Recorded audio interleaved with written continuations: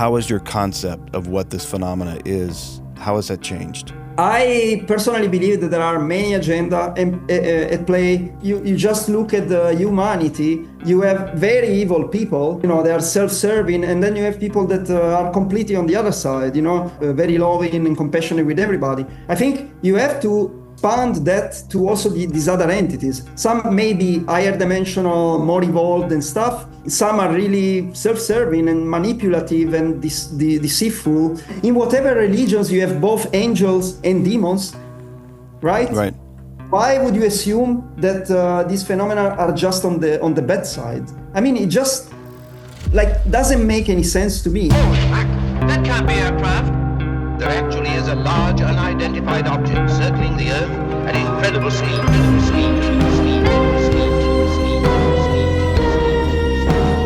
Naturally, we're very curious to know where it is you come from. Andrea Lani, welcome to the show.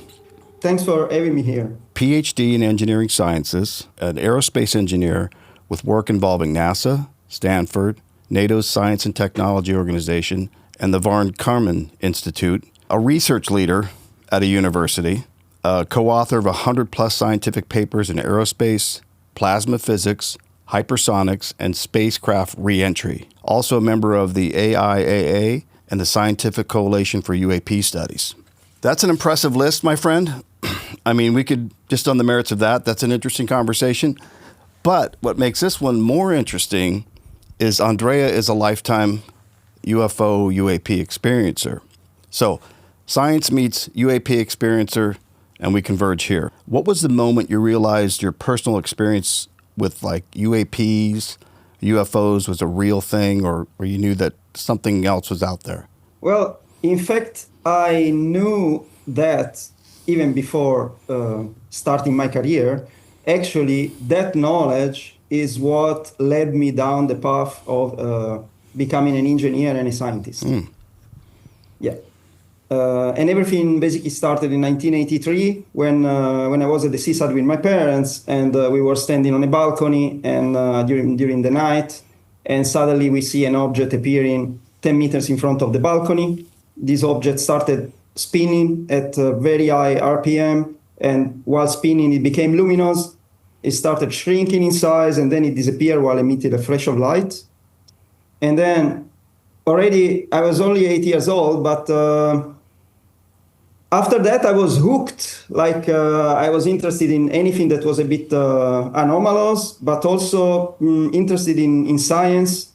And when I had to decide what to do in life, my first thought was I want to choose a career path that maybe one day will lead me to understand what I saw that particular day, because I understood that that was something that needed to be investigated, and it was absolutely out of the ordinary. No, that's very interesting. Look, I didn't see anything when I was little, but I was absolutely hooked on the phenomena, and I'm just not smart enough to pull off a career in science or get a PhD. And now you are currently in Brussels, correct? Yes. And you're raised in Italy? Yep. Okay. All right. So let's move forward. Had your family ever seen anything besides was that you and your family? Has your family beyond you seen anything anomalous? Well, yes. As I figured out later, when my mother was still a teen, together with one of her brothers, they saw a metallic object standing in the sky for they say about half an hour. And it was quite unusual. They were at a summer camp in Sardinia. They are originally from Sardinia. And suddenly this object appeared and stayed there, and everybody could see it.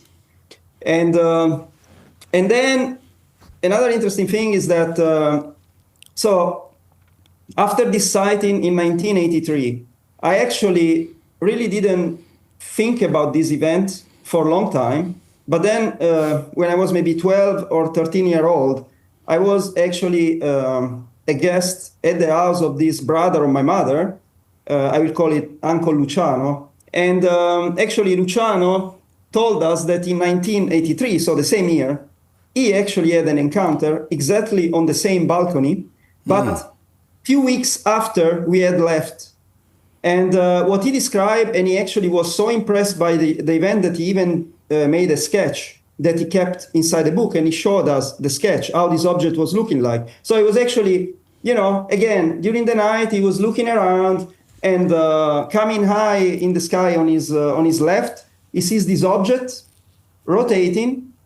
It was looking like a traditional saucer with a dome, and he could see beams of different light basically hitting, his face, and he, to be sure it was, not hallucinating, he called the wife, and the wife came to the balcony, look up, and she saw the same thing. Then this lasted for, like 30, 45 seconds, something like that. Then the object suddenly started rotating much faster, became like a red ball of light, and it sped up and disappeared like a bullet. And so during the night, they also had some kind of a similar vision or hallucination, if you want. So my uncle was sleepless, but he managed to sleep a little bit. And then at some point, he opened his eyes, and he sees a face made of light with kind of hair, long hair trembling, and it was standing at the feet of the bed. So, and, he shook up a little bit, and then he disappeared. And then the morning after, when he was telling his wife about this encounter, this experience, the wife said, "Oh, that's crazy, because last night I actually had a dream in which I saw Jesus Christ made of light in our bedroom." So basically she in her dream time, and he while waking up, they had some similar vision. Yeah. And apart from that, well, there is another uncle that had quite some significant experiences, in particular a couple that for which I will also be able to show something later on. One is actually a UFO encounter in Abu Dhabi, Ethiopia, that happened in early 2000. He had the luck of actually catching it on camera, VHS camera, and he actually could witness it together with a sister. And also he was given a very particular picture by a woman that was going to Lourdes in France. So I will show that later. But just to give a context, these are, some of the experiences that happen in my family. I have a very large family. From the side of my father, it's like 17 siblings. From the side of my mother, 5 siblings. Imagine the amount of cousins. Some people saw light in the skies and stuff like that, but these are the most significant experiences that I can remember. Well, I will interject this. I talked to, who were we talking to? The director of the Bob Lazar movie. Luigi. And Luigi's, his family's from Italy. And his grandfather talks about this significant sighting he had. And he did the same, drew a picture. But Luigi said his grandfather was a very serious man. And when you're Italian, Catholic, and at the time, you don't joke around and say, I saw UFOs.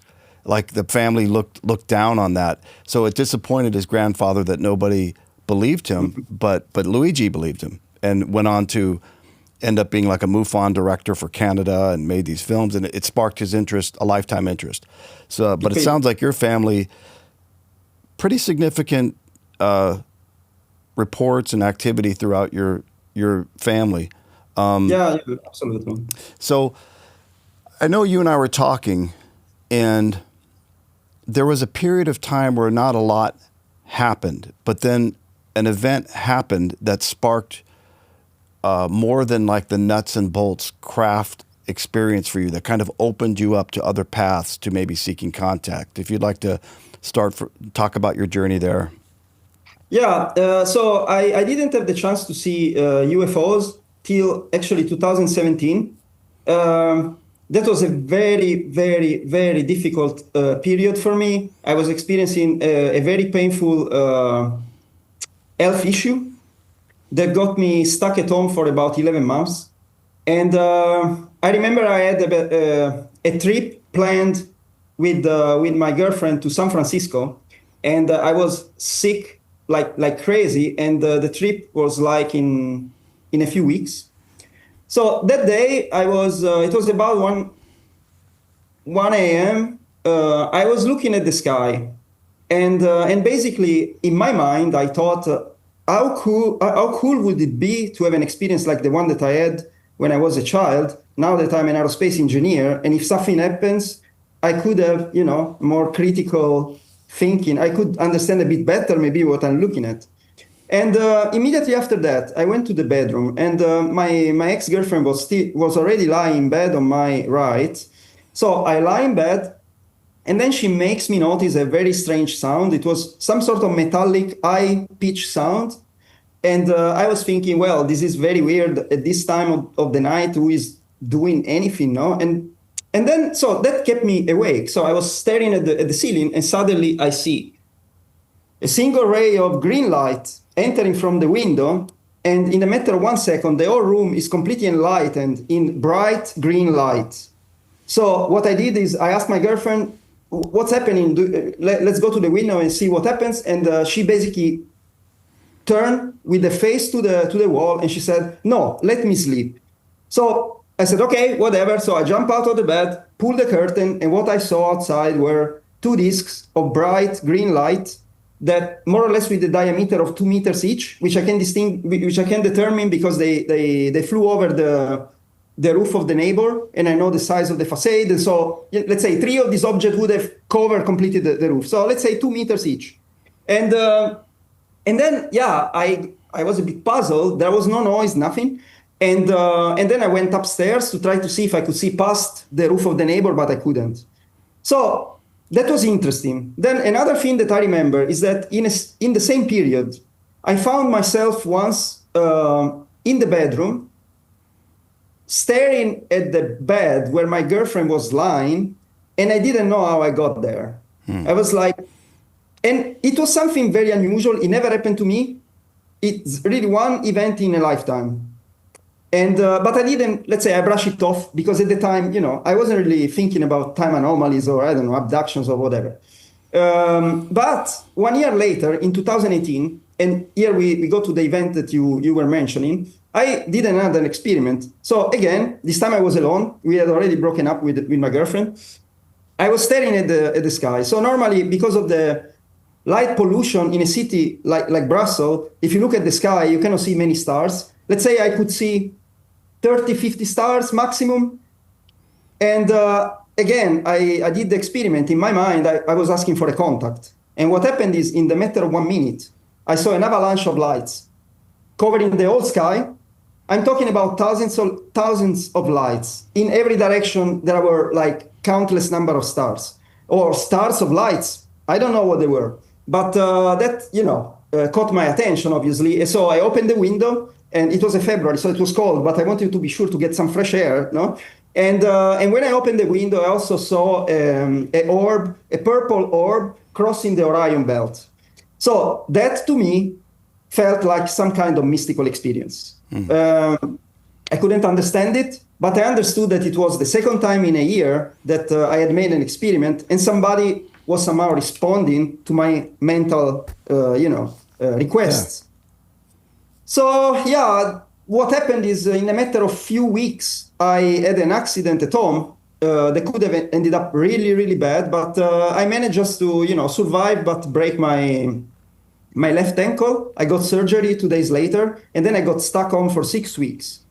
During these 6 weeks, I started exploring spirituality and the connection between, let's say, spirituality and UFOs, how to get in contact with them. Because actually I had a goal. The goal was, I would like to get to a point of understanding who I'm interacting with, why, and if there is a way of establishing a conversation, not like, one or two experiences that are unconnected, maybe, And so, basically I started researching a little bit online. I had a lot of time to kill, and I got interested into reincarnation, Akashic records, meditation. And then I remember watching a video in which they were talking about the Stargate project of the CIA, in particular of one document that was declassified called Mars Exploration, which was an experiment done in 1984 by a remote viewer to actually see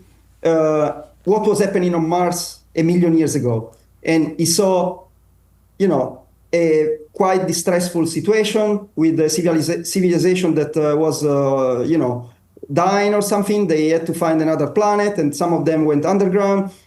What I remember is that while reading the report, I started crying. And that was something that I could not understand. It's like, but that got me interested into psychic abilities. It's something that I was always a bit skeptic. I knew that there were people like mediums or something that can communicate with dead people. I had seen some people channeling or something, but I was very skeptic. I said, you know, most of these probably are scammers.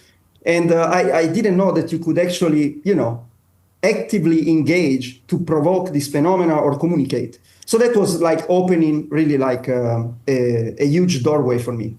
And so I was also single in that period. And I started, you know, I was dating on dating apps and stuff. I was meeting a lot of people, a lot of girls, let's say, and many of them were on a similar path, spiritual exploration. So I learned about, you know, Reiki or methods to access the Akashic records for you know, getting information about past lives. I started exploring with the dowsing pendulum, asking questions, yes and no. I remember I did some experiments of the kind, and some of the first messages that I got were, well, one was like love first, which sort of makes sense if you put it in context for what came after. And then the other one was, you know, once I felt that during this kind of connection, I wanted to write with my left hand. So I put a pen on my left hand. I did some kind of automatic writing. And what came out was, I can everything. And so that became my guideline for what came after. I wanted to explore, and I think it's important when you try to dig into this esoteric stuff, you have to know that you're, you know, you have to have some confidence, and you have to not have fear or something. So yeah, I got into this exploration. As I said, I was interested in reincarnation and stuff, but I was also incredibly interested in trying to retrieve very vivid memories of this first encounter in 1983. So I looked if there was some hypnotherapist in Brussels that could eventually put me under hypnosis and retrieve these memories. What happened during this session is that there was no way for me to retrieve memories of that event, but I was brought back to past lives. And the first memory I saw was actually pyramids. It was almost like after a lot of attempt, like it took me a long time to get into some altered state. Suddenly everything went black, and I had a kind of canvas that started, you know, populating slowly with images.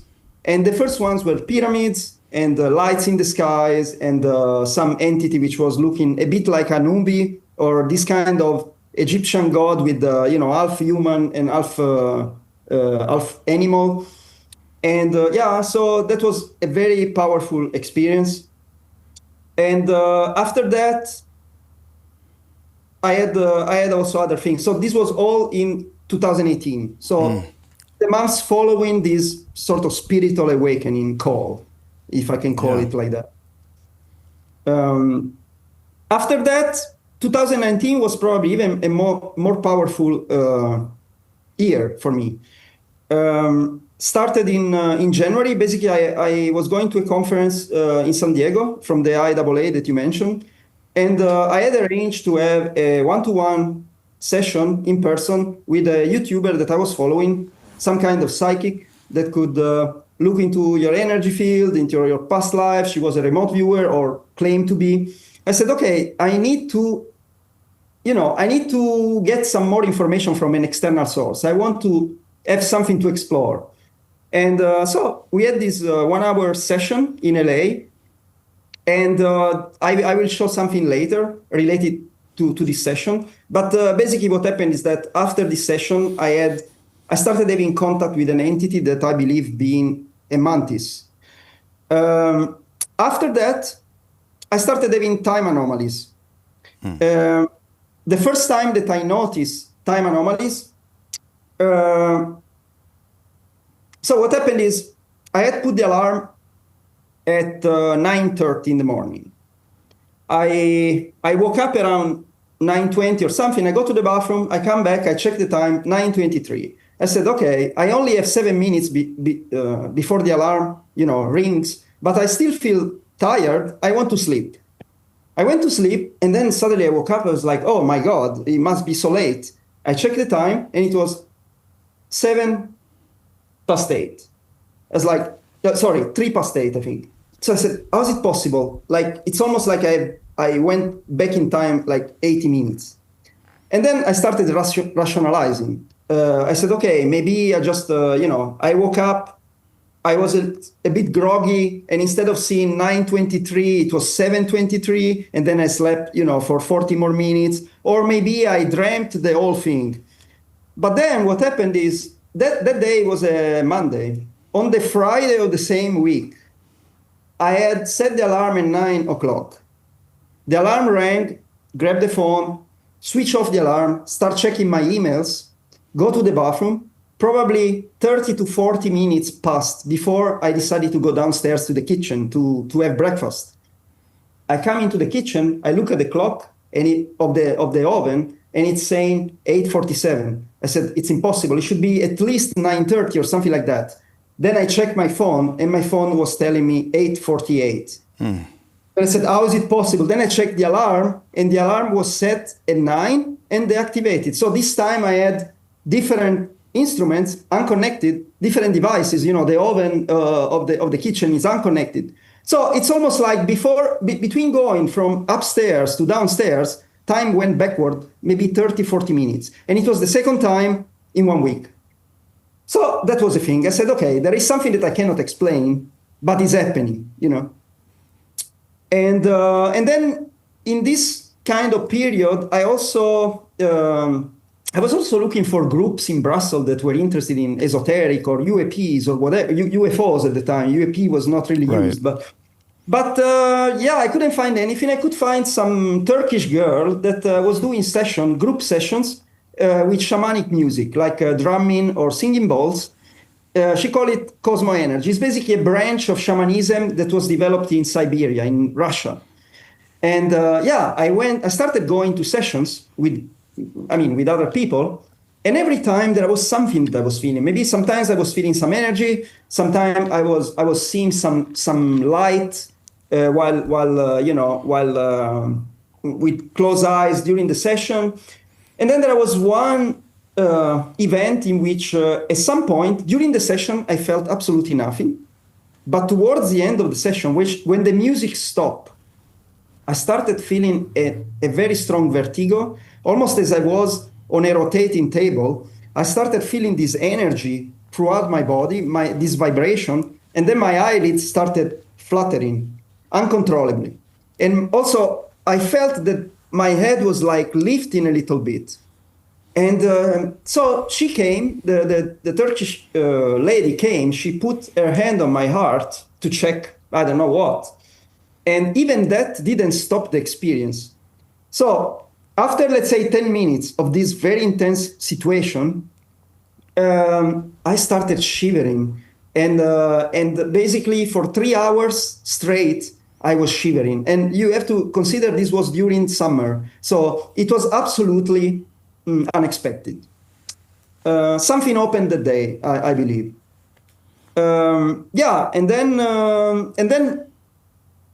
Then basically after this, in 2020, I had some other experiences that actually opened up a channel in a more, let's say, straightforward way. And I can show something about this. And I basically started with a QHHT session, so quantum healing hypnosis technique, which is the technique developed by Dolores Cannon. During this regression, I had memories of lives on Earth and even outside, or at least they were looking like they were somewhere else. After that, I was invited to initiation to what is called Shaktipat. It's some sort of ancient practice to open up some channels spiritually. Some people experience what they call Kundalini, so moving of energy, from the root chakra to the crown chakra, so through the energy point of your body. I didn't know really what to expect, but I had a powerful experience, and I will show something. And then after that, I had, well, let's say during this Shaktipat, basically what happened is both me and the friend that had invited me to have this initiation, which was actually led remotely by an Indian guru. They call them Swami. So what happened is that both me and her saw a spirit that looked very much what you would associate to a Jesus kind of being. But I saw him dressed in white. She saw him dressed in purple. After that, so in the matter of few weeks, 1-2 weeks, I don't remember exactly, I had another shamanic session with my friend, with the Turkish girl. She offered it for free as a birthday gift. She said, look, I would like to try to rebalance your chakra, you know, what they say in, Reiki or whatever, these practices. I said, okay, cool. It's something new. I never tried that. But it was already locked down. So 2020, March, something like that. So we couldn't meet in person. So it was a remote session. So what she did, she pre-recorded some shamanic drumming for like 30 minutes, 35 minutes, and she uploaded on YouTube. So I'm there lying on my bed. I play the YouTube video, and I don't really know what to expect, okay? So first 5 minutes, nothing happens. And then suddenly I feel a little tingling on top of the fingers. And in a matter of a few seconds, it propagates up to my shoulders. So actually both my arms are paralyzed. And then I felt again this spinning sensation, like this vertigo with energy, with the fluttering eyelids. But this time, this came associated to visuals. So the first visual that I saw was the face of the same spirit that I had seen during the Shaktipat, looking like a Jesus kind. Then it went away, and I saw a portal opening, or something that looked like a portal, a black hole, or whatever you want to call it. And I saw some entities lined up in front of it. The funny thing is that these entities, and I will show a drawing later, are the same entities that I saw during the QHHT session 2 months before. And then after that, these entities disappeared. And then I saw another line of entities. They were all looking different color, different shape. I couldn't really focus on them. The only one that I recognized was the last one, and it was a mantis being, which was with whom I was already familiar because of the session with the psychic in LA. And so I said, okay, maybe these are my spirit guides. Now, I don't remember if they gave me messages. I don't really remember what were the messages. What I can say is that this was the most powerful experience up to that point, let's say. And after that, so up to that point, despite my interest in meditation, I was not really like practicing so much. I was like, sometimes I would say, okay, today I feel like meditating. I switch off the lights, and I would stay there maybe even half an hour or 1 hour sometimes, and I would see absolutely nothing. Pitch black. I would get to the point of not feeling my body, but no visual whatsoever. And then sometimes I would see, and this is reported by people meditating, you would see some white light on the periphery of your visual. And I was always meditating in total darkness, so that if I could see lights, it would be something unusual, because you are not supposed to see lights if you meditate in total darkness, right? So what happened is, after this session with the shamanic music, I started trying to meditate once a week on Sundays, starting at 11:11 in parks, out in nature. And the first time I did it, so again, it was locked down, and actually in Belgium it was really bad, because police were entering with the car in the parks, preventing people from even sitting on benches. But I really couldn't give a shit about this thing, and so I was looking for a little corner hidden. So that day I was meditating, and during the meditation I felt a little energy on my leg. And when I opened my eyes, in front of me there was a robin, the bird with the red chest, and he was just standing in between my legs. now, I always thought the Robin are somehow connected to the spirit world. I remember to have read something about it, and that I consider it a little bit like a sign. There is something moving here. Then the next time I meditated, nothing happened. I had to meditate, actually, I remember standing because the police was really there with the car. And the third time, it's another of these transformational experiences. So what happened is I went to meditate in another park where I've never been, at least I've never been in that particular part of the park. I'm sitting on this bench, and suddenly I was meditating with the headphones, listening to the same shamanic drumming music. At some point, I feel this energy, the same kind of energy, vertigo, eyelids fluttering, and suddenly I have the same visual. I see the face of this kind of Jesus, and then I see two groups of entities. I cannot really distinguish them, like I cannot distinguish facial features. I can just see the color. So it's a group of entities on my left.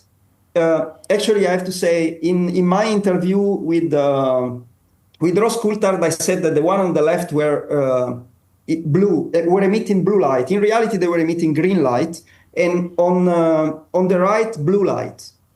And then they started communicating with me. So some of the messages that I got is that I was basically connecting to a Stargate. The other thing that they told me is that I could use this kind of connection for healing without specifying what kind of healing, and that they were recommending me to try to meditate with other people so that they could have similar experiences as me. Now, it was a very interesting experience, but I wanted some validation. So I said, okay, if it's true that I'm connecting to you, and you tell me, you speak about healings, well, can you heal me first? So at the time, I had a wrist injury. And so it was a ligament injury, and it was the second time that I had it within a year.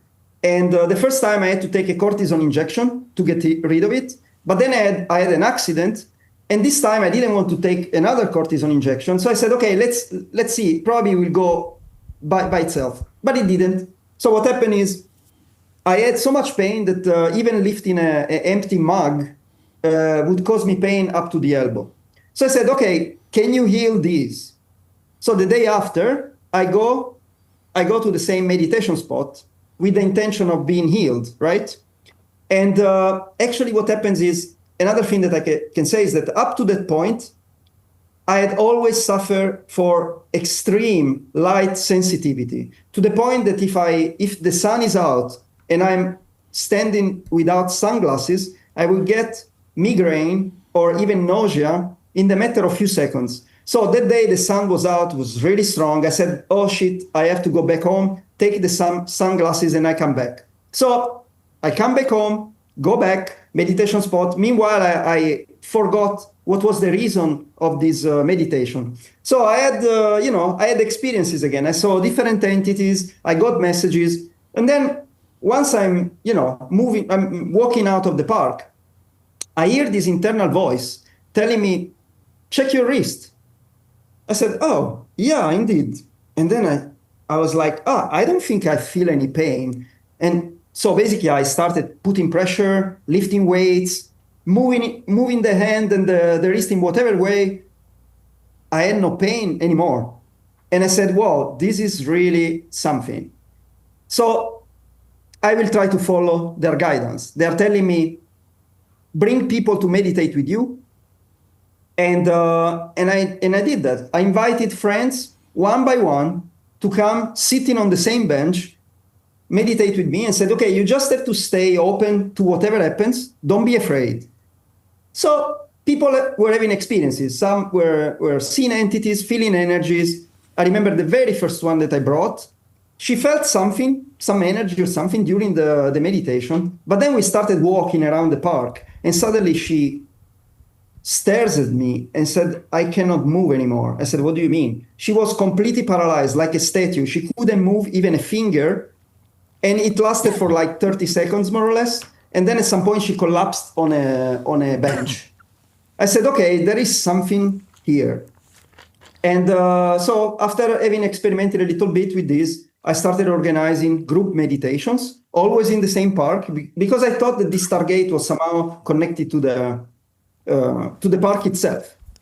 And I basically also opened a Facebook page in which I was announcing these meditations that I call Stargate meditation. They told me I'm connecting to a Stargate. So, and Stargate project, that also that triggered my attention.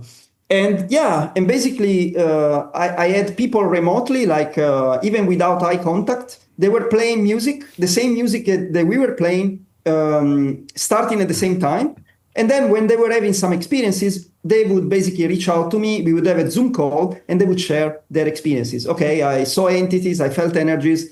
And so at that point, I realized there is really something going on. Wow. Well, you went from 0 to 100 miles an hour in a few years with, it sounds like through meditation and exploring consciousness. And I know you tried a lot of different avenues, but the meditation seems to be something that really brought about contact. So I'd like to do this. Andrea's got he's a scientist. He's got a lot of data that he's got on slides. What I'd like to do is, if you don't mind walking us through some of your UAP evidence, and that kind of leads into some of the time anomaly evidence that you have. So I'll let you work into the UAP evidence, if you don't mind. Yeah. Okay. I need your permission to share, I think. Okay. And I may stop you just because I'm not the smartest guy you'll meet today to maybe walk me through some of what we're looking at when we look at it. Yeah, absolutely. I mean, I want this to be clear. So actually, I want to start. The good thing is that I already introduced you some of the stuff that I'm gonna present, so should go faster than expected. So I want to start actually with this UAP that was caught on tape by my uncle in Ethiopia, because it's actually one of the most compelling videos that I have personally seen, and I know that comes from a trusted source. So what he did is actually played the video on his VHS player, and then in order to give me an electronic format, he was basically recording it with the phone. So the image is a little shaky on top of that. What year was this film? It was early 2000. I don't know exactly the year. VHS days, and your uncle filmed it and then filmed his TV playing it, so hence the look.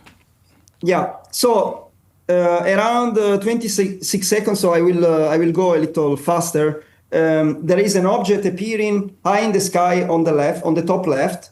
Then it disappears for 3 seconds, and then it reappears lower in altitude. And at that point, my uncle zooms in to try to see a bit better, and he had a lot of troubles to keep it in focus. And you will also see that the object appeared to have a very well-defined shape. Sometimes you also see some kind of reflection that looks like metallic. Actually, to the naked eyes, he told me it was looking like a metallic object. But so the light that you see is not coming from the object, is reflected light.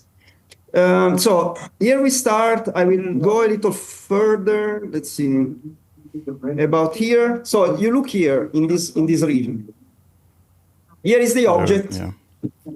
It disappears and reappears.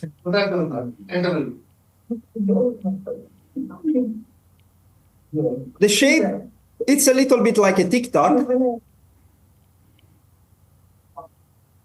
as you will see.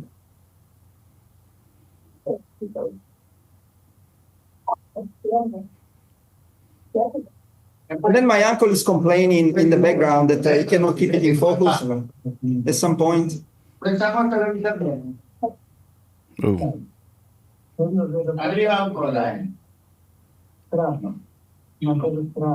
And at some point it looks almost like moving like a bit of tic-tac. Like David Fravor spoke about the tic-tac moving a bit like a ping pong ball. Yeah.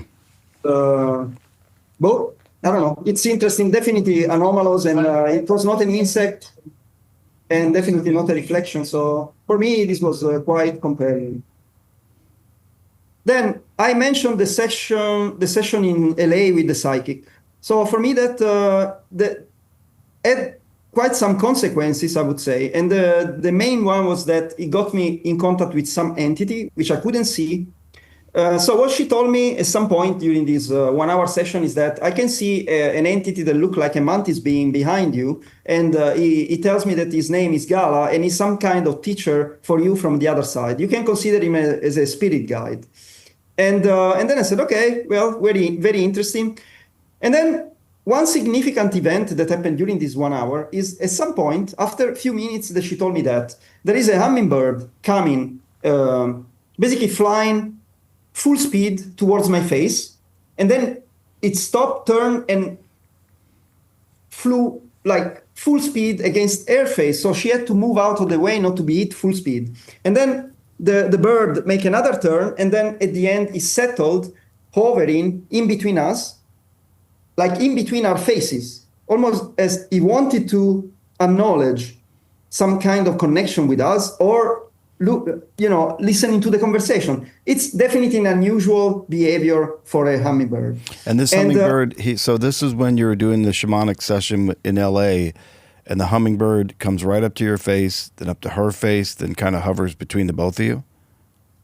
Yes, and but it was not a shamanic. This was basically an Akashic record reading kind of psychic session, so to speak. Okay.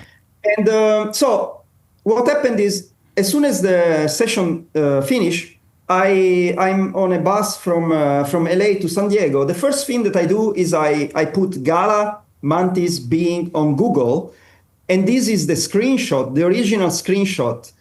The first link that you see is connecting praying mantis with hummingbird, which is a bit unusual. Sounds like a synchronicity.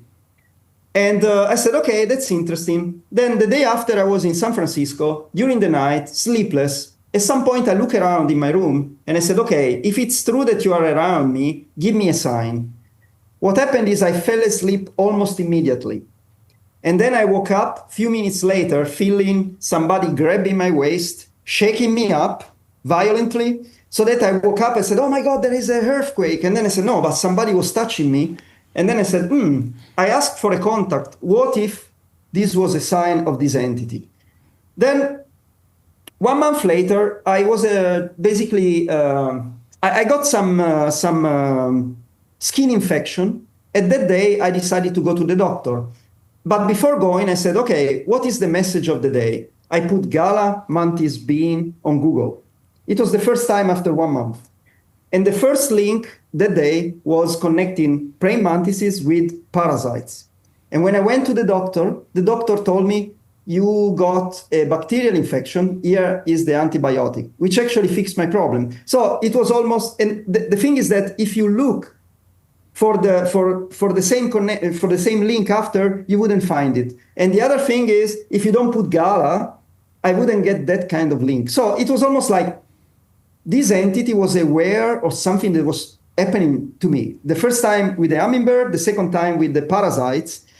But then 2 months later, I was flying back to Italy, and I was the only one on my row of seats with full view on the wing. I always look outside, being also an aerospace engineer. I am always concerned to see, if there is something wrong or whatever. And I noticed this scratch on the wing, which is very, very unusual.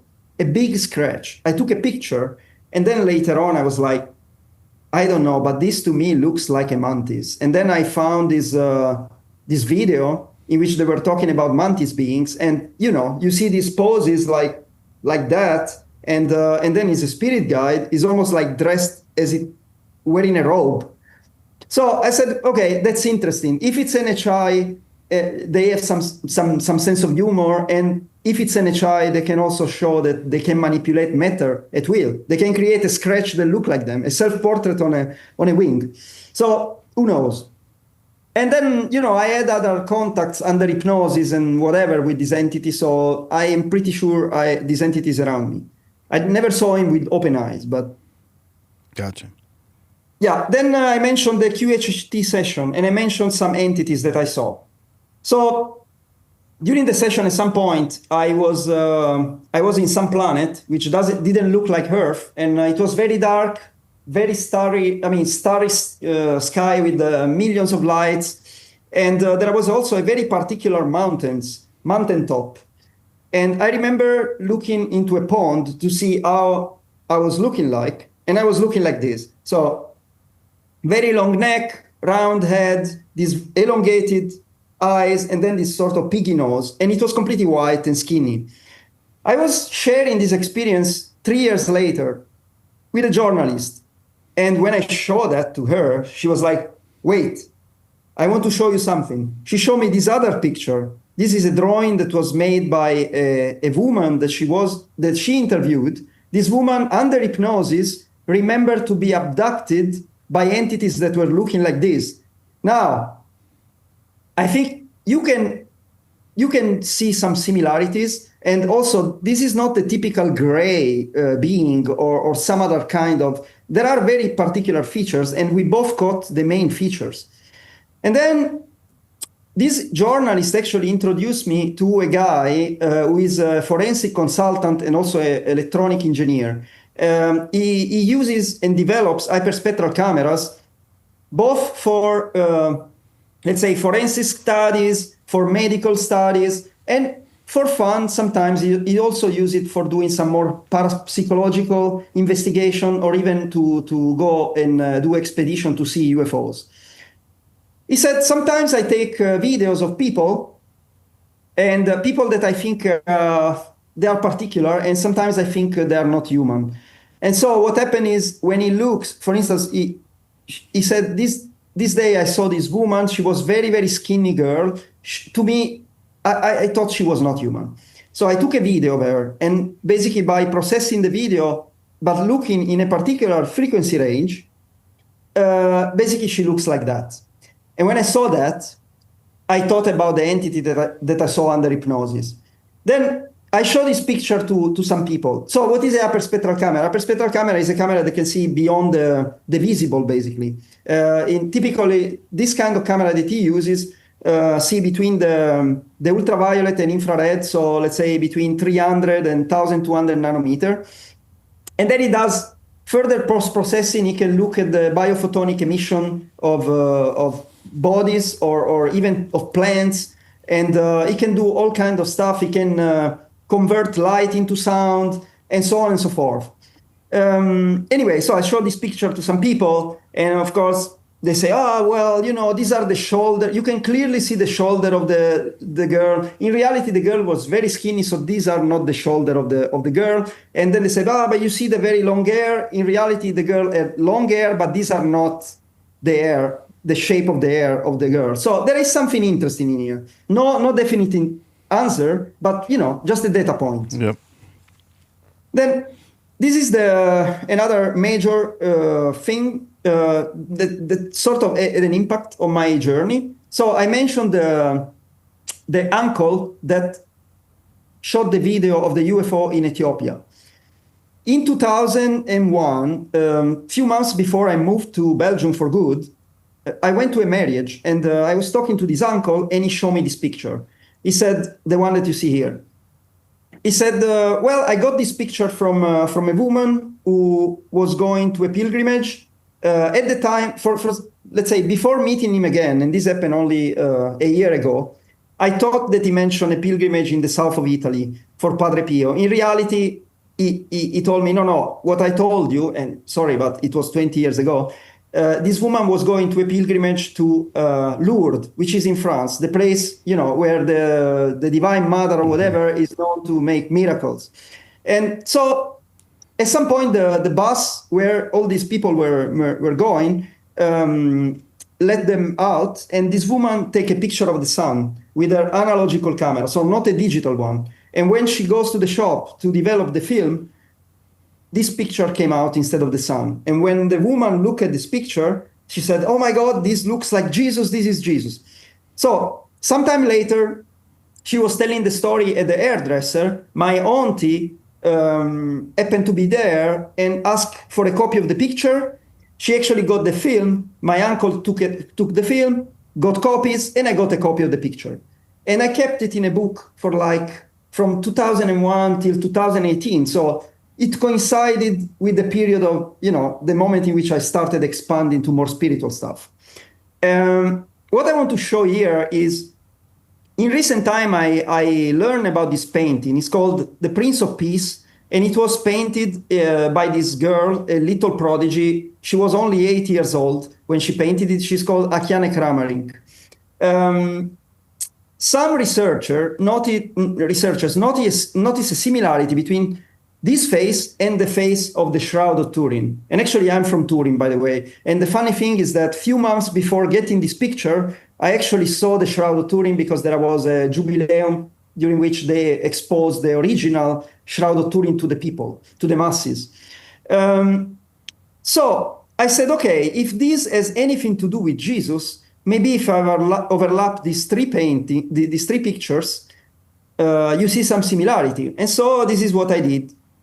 Just an experiment. I increased this transparency progressively, and the transition between the three is quite smooth. So I said, well, it's interesting. So during the Shaktipat initiation that I mentioned before, at some point I saw the spirit of Jesus. So first, or what I perceived as being Jesus, he was dressed in white, meditating like in a lotus pose with a blue aura. And then I saw him walking towards me next to an entity which looked a little bit extraterrestrial. So it had a triangular face, almost like a dragon, but flat, and with some kind of scales or something sticking out from his head. And in my head, when I was seeing this vision, I was asking, who are you? And what I got is Metatron. Now, I didn't know at the time who Metatron was. The only thing that I knew was that Metatron, that there is a technique called Metatron elevator, which is a visualization that people do to get out of their bodies. Actually, something that I tried, but it never worked for me. But then later on, I figured out that there is a connection between Metatron and Ethiopia. Why? Because Metatron is the so-called ascended version of Enoch. In the book of Enoch, Enoch at some point becomes an archangel, and the book of Enoch is kept only in the Coptic version of the Bible. The funny thing is that my father, like most of my uncles, are born in Ethiopia, and their original religion was actually Coptic. So they knew about this kind of stuff, something that I didn't know. I never heard about the book of Enoch at the time. So it's interesting. There was some sort of ancestral connection through this vision that I had. Now, this is the place where I actually meditated the first time I had this very powerful experience that I described. And these are some UFO encounters that I had after that. So in 2020, let's say this was 10th of August 2020, so a few months after that. Okay, let me just move this a little bit here. So I went to London, and then on the way back, I had to take a train. I had to put my car on the train to come back to Belgium. So I was driving from the parking lot to the train, and at some point I noticed this object, which was standing in the sky, not very high, maybe 30 meters from the ground or something like that, a bit higher than all the light posts that you can see here. There was something above them. And it was maybe 10 meters in length, definitely bigger than my car, just standing there. And then the light pattern kept on changing. At the beginning, it was lights of different colors, like green, blue, yellow, and red. And then I saw something that looked like a plasma discharge covering the whole object, orange in color, and then dissipating in one light that kept on blinking. And at that point, I said, I'm looking at something weird. So even if I was driving, sometimes we were stopping to let the cars board the train, so I could stop, take pictures, or, even with one hand, I managed to do something. So here you see a collection of 2 videos and some pictures. Here you see the main picture showing the object here. Another interesting thing is that once I was on the train, about 7 to 10 minutes after, I immediately sent a message to my friend. And then I realized that I had experienced a time anomaly, as I will show you now. So I sent a message at 22:24 when I was in the parking lot. Then I drove for 7 to 10 minutes. And at 22:25, I sent the audio saying, I think I saw a UFO. But, you know, between these two messages, in reality, there was not 1 minute, but 7 to 10 minutes. It's like almost like time contracted, according to my WhatsApp conversation. And on top of that, while I was driving, the immediate response of my friend was putting an emoji of a UFO that was not related to the content of the conversation. So it was another synchronicity.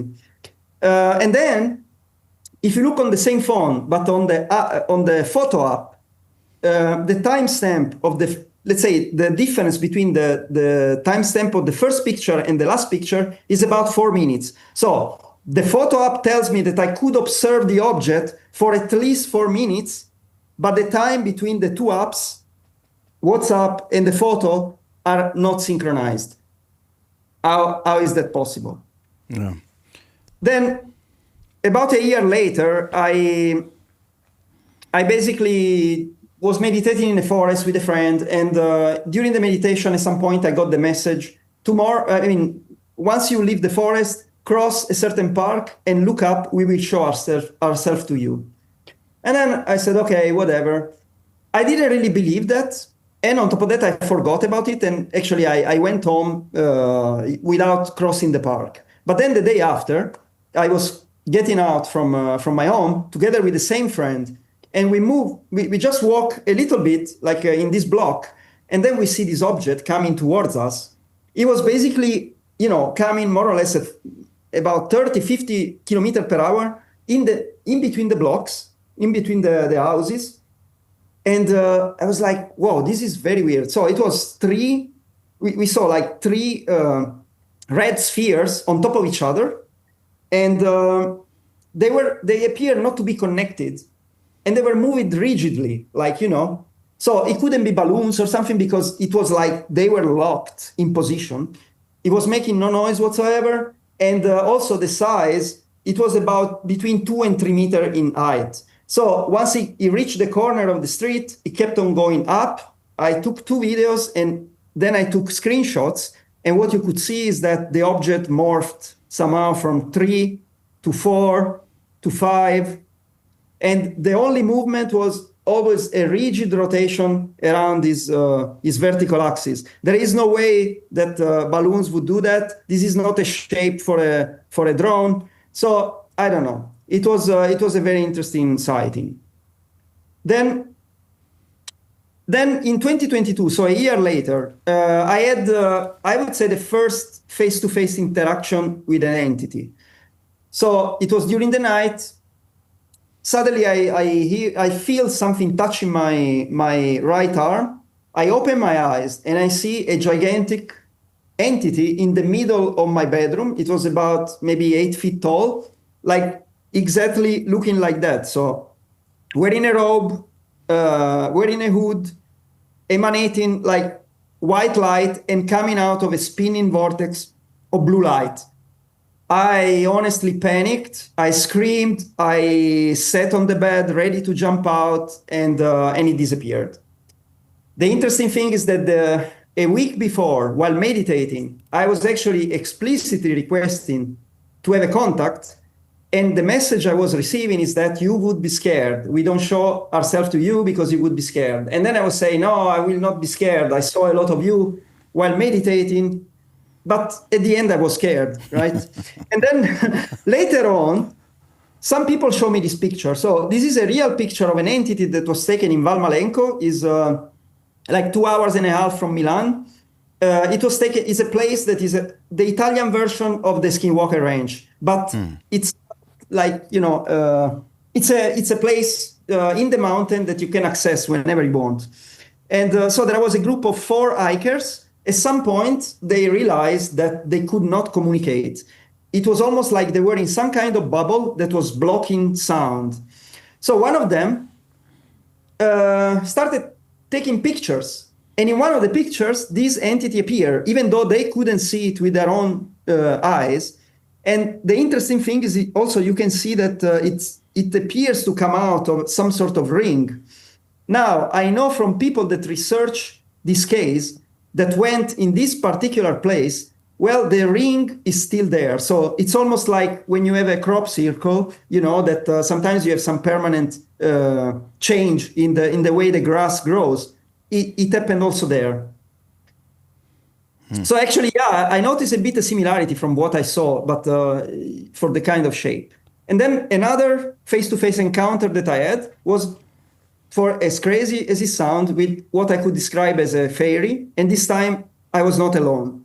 So both me and my friend, we were sitting in front of each other, drinking a coffee in the backyard of a bar. At some point, we see a giant white butterfly or something that looked like that, basically flying in between us. And then, well, what I can say is that what I could see was a little humanoid body with 2 legs, 2 arms, a face and 2 antennas looking at me. And during this experience, time, like, I had the feeling that time was moving so slow. It was like I was trying to figure out what the hell am I looking at. And then this whatever, fairy or whatever, stopped and then, you know, moved very, very fast towards the wall and it disappeared. So my friend didn't see the body, but she saw this entity disappear in the wall. Speaking about UFOs, I have this other interesting video to show. So this is taken with one of these hyperspectral cameras by the forensic guy that I mentioned. And it's a very compelling video, and I will show you also later why, because you will see the setup of the experiment. So this camera is equipped with some AI tracking. The object was invisible to the eye, and it appeared in this enlarged spectrum. This camera also operates at 269 frames per second. So you will see first the object at normal speed and then slow down 12 times. So this is the normal speed, and then here you can appreciate its motion. Now, what are we looking at as far as where are we looking? So I will show you a bit the context. So okay, there you go. Yeah, so basically they had set up their equipment on top of a hill. They did the experiment during daylight, and with their eyeballs they could see absolutely nothing. But so they had a hyperspectral camera, then they had one person meditating, and then they also had an instrument that broadcast a specific frequency. It could be some sort of dog whistle, comes from military environments. The guy didn't want to elaborate about what frequency is broadcasted or whatever. The only thing that he told me and showed me is that we caught this object and this, you know, we couldn't see with our eyes. And then this is something that I saw myself last year. So it was some time that I was getting the message that I had to go to the conference of the Scientific Coalition for UAP Studies in Huntsville. But I wasn't taking any step. So at some point, I was with a friend. I was doing a meditation in the downtown Brussels. During the meditation, I got the message, what more do you want us to do to convince you to go to this conference? I had other signs before, but I ignored them. I opened my eyes, and in the sky, there was this metallic sphere just standing there. I took a video of 3 minutes that disappeared from my phone. And the only thing that I'm left with is this 3-second video. Here I'm zooming and looping it just to show you a little better the object. Of course, I went to the conference and actually I spoke with Jay Stratton, I spoke with Jake Barber and so on. And actually in the season of the Secrets of Skinwalker Ranch last year, they actually caught an object that is very similar to the one that I saw here. And on top of that, I can also say that at some point we saw two jets coming basically on both sides of the object, and the object at that point was covered by a cloud, and it never came out. And you had taken 3 minutes of video that just disappeared from your phone. Disappeared. I didn't find it in the deleted video. I didn't find it anywhere. A pity, because if I remember correctly, in that video I also caught the two jets. Oh. Now this is more recent experiment. So last year I went to the conference of the Sol Foundation in Italy, and I connected with this Australian girl who basically introduced me to this camera. It's a regular underwater camera from Kodak, and she was catching all kind of orbs that were not showing up, to the naked eyes. But once you shoot in total darkness and with a flash on, she would catch some of this stuff. So some of these orbs that you see, you can dismiss maybe with some diffraction effect or some, dust reflecting light or some droplet, but some are really anomalous. And I think this fits the case. So I bought the same camera and I started doing experiments with a friend. So that night she was shooting from my window, and she took 3 pictures. In the second picture, you could see this object. Then 20 hours later, she did the same experiment. She took a few pictures again, and she caught another object. And then never again. So the interesting thing is that the first one is shot in completely dry weather. The second one is shot during rain, and actually these white dots that you see are not stars, are droplets. Mm-hmm. So what's the chance that, and then we kept on experimenting for days and weeks and months, thousands or at least hundreds of pictures. We never caught anything similar to this. Then another time I caught something interesting. That day I was particularly down emotionally because I had got the review for a research project in which we were asking for 2.5 million euro, and we were not selected. And so I was like, okay, I look at the sky, I say, okay, can you show me some support today? And then I started taking pictures. And in the second picture, I got this amount of orbs, and in some of them, there are very unusual features. Some really look a bit like non-human faces. You see 2 dots on both sides, here, there. I don't know. But then the most compelling for me was this one. So we were about to meditate only a few days later. And my friend decided to take a few pictures. And in the second picture, she got this orb. Now I will show it bigger. And then I rotated 180 degrees and I put it in black and white. And now I will show you a picture which comes from a former military officer. This is a real photo that was taken in the same Valmalenko that I mentioned before. I know people who investigated its case who are absolutely not friends with the person who took this picture, also from military environment, and said this picture is absolutely authentic. And actually, the original picture was shown in an interview a couple of years ago. It's this big one. And so if you focus in this cave, there was this little entity that was coming out. But for me, the interesting thing is that I notice similarities between this and that. And I think it's beyond pareidolia, as some people would call it. Of course, you have all these cases of Chris Bledsoe sometimes showing orbs with faces, or even his dog in it or something. So it's interesting. Yeah, well, with Chris, I'll comment on that a little bit. With Chris Bledsoe, it must have been 7 years ago, he and I were communicating. We have interviewed him and his daughter, and we'll interview his son. But he sent me still shots. He's got the videos of orbs, but he sent me a series of still shots, and they look strikingly, I will say they look strikingly similar to ones you have, even to the color. And then it's almost not a crystal clear face, but it implies almost that there's a facial structure in there. So that's interesting. But that was in Brussels, and he's in North Carolina. Yeah, but And apparently the phenomenon is global. Yeah, and I will say this as well.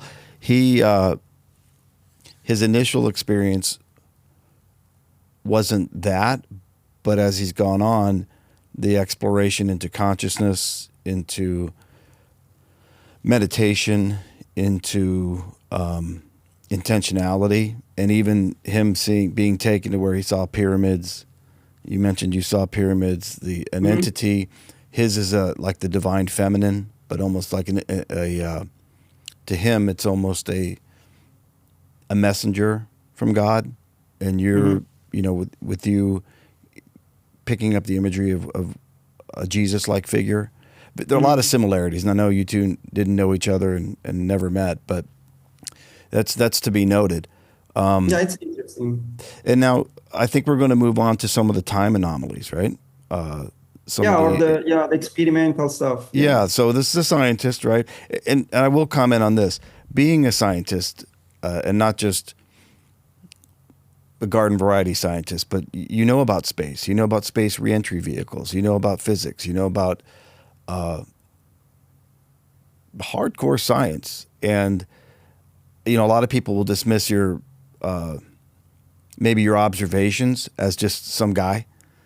But I have to, remind myself and everybody else that this is a guy who makes his livelihood off of that type of science on a daily basis at the highest levels. So context matters. Yeah. And I think this kind of experiences really have to be judged a bit within the context. Sometimes, you see a picture which is a bit anomalous, but then if you also consider the story around, then it takes a different value. So sometimes people don't have the patience or the will to look at the full picture, But definitely, in my job, I have developed some analytical tools, and you have to consider that for most of my career, let's say now I'm more on the management side, but I was like hardcore software developer. Very complex software to do simulations of, as I said, hypersonic flows around space vehicles or space weather phenomena or whatever. And so high performance computing and all this kind of stuff. So most of my career was spent in debugging code. So you implement the code and then you have to find why it doesn't work, or you have to make it work better. So a lot of analytical stuff. And I think, I also noticed that, and I know other people who have a background in computer science, including Jacques Vallée. Yeah. And it seems to be a recurring theme that people that have that kind of background are pretty good also when researching this kind of phenomenon, or they are exposed or interested in this kind of phenomenon. So, yeah, and I will say about Jacques Vallée, because I thought of him when you were presenting some of your material, and the reason I thought of him was with the fairies and with the birds and with the imagery that was presenting itself to you. Jacques Vallée's got a whole book about how our cultural influences or maybe belief systems is maybe the phenomenon may present itself to me at the same time, same phenomena, and to you, but I may see something slightly different or see something completely different. But it's based off of a lens that almost they choose, that's inherent within us, but they choose how they want to present it to that individual. So it's interesting. Yeah, absolutely. But I have to say about the fairy, up to that point, I never really thought about fairies. Okay. It was not even in the back of my mind. So that was like very, very unexpected. But I saw something weird, and I was not alone seeing. You've seen a lot of weird stuff. Yeah, some weirder than others. Yeah. Yeah. So let's move into your time anomaly data and some of your observations. Before showing more stuff, I will just give a little context. So I told you that I started doing these group meditations, and in 21st June 2020, I had organized a group meditation with 7 friends of mine in the same park. And during this meditation, at some point, almost immediately, actually, one of my friends went into some sort of trance and she did channeling. She started doing trance channeling. And she was basically communicating a bit in English and a bit in languages that we couldn't understand. And sometimes she was changing language every few minutes. I recorded the whole thing. It was like 25 minutes. And while she was doing that, I was feeling very intense energies. And sometimes when I was focusing, I could see entities speaking. And after that, we took a break. And then we reconnected. We did another meditation. And during the second meditation, again, my friend went immediately in trance and she started communicating. And this time they referred to me directly. They said, we have a message for, they said, the human called Andrea, for as crazy as it sounds. And basically they told me something that you mentioned for Chris Bledsoe. They told me something like that I'm some kind of messenger, okay? I said, okay, it was not the first time that this was told to me. It was told to me by other people before. And I was like, okay, whatever, messenger, Then after that, I go home. I go home and in front of the door, I meet the neighbor. I never had an interaction before.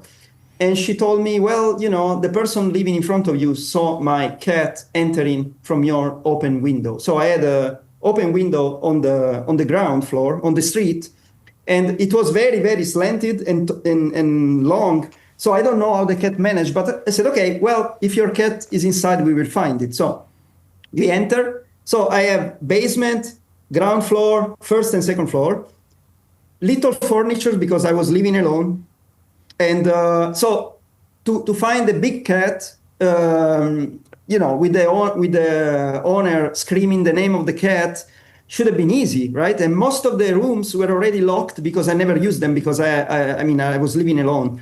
But anyway, so we enter in each room, including the basement. She was screaming the name of the cat, no sign of life. I said, okay, look, maybe your friend made a mistake. So there is no cat here. For 3 days, I had no sign whatsoever of the cat. But since I had this, let's say, connection with the entities, while meditating, I was asking, is there something special with this cat? Because it entered my house when you were telling through my friend that I'm some kind of messenger, right? So it was a strange timing. And the message I was receiving is that we send the cat to give you a proof of the non-linearity of time. I said, okay. At the time, I was in contact with the Italian reporter, who is also a medium and also a healer. He practiced Reiki, shamanic healing, and some other stuff. And I was asking, I said, okay, look, I have this strange situation with the cat. There is no sign of life of this cat. And what do you feel? And he was telling me, well, it's almost like you are sharing the same space, but you don't cross each other. Like it's somewhere else. So after 3 days, finally, one day I wake up, I come to the kitchen and I find a completely ripped off bag or a trash bag. And I said, okay, so there is some sign of life here. Then I go to the second floor and in the bathroom, I find some poo. I said, okay, well, interesting because the door between the ground floor and the top floor is always closed. So I don't know how we managed to go through, but whatever. I said, okay, the cat is here. I will set up a trap. So I put some crackers, leave all the doors open, and I put the laptop to record during the whole night. So I recorded for 9 hours, 18 minutes, 18 seconds. The day after, I wake up, go and check the video, and after 56 minutes, you see the cat entering the room, and then jumping on the sofa, as I will show you, and then the image freezes for 6 minutes. And then it's almost like it accelerated, or let's say, in order to see a single frame with the cat in the middle of the room, you have to slow down the video 100 times.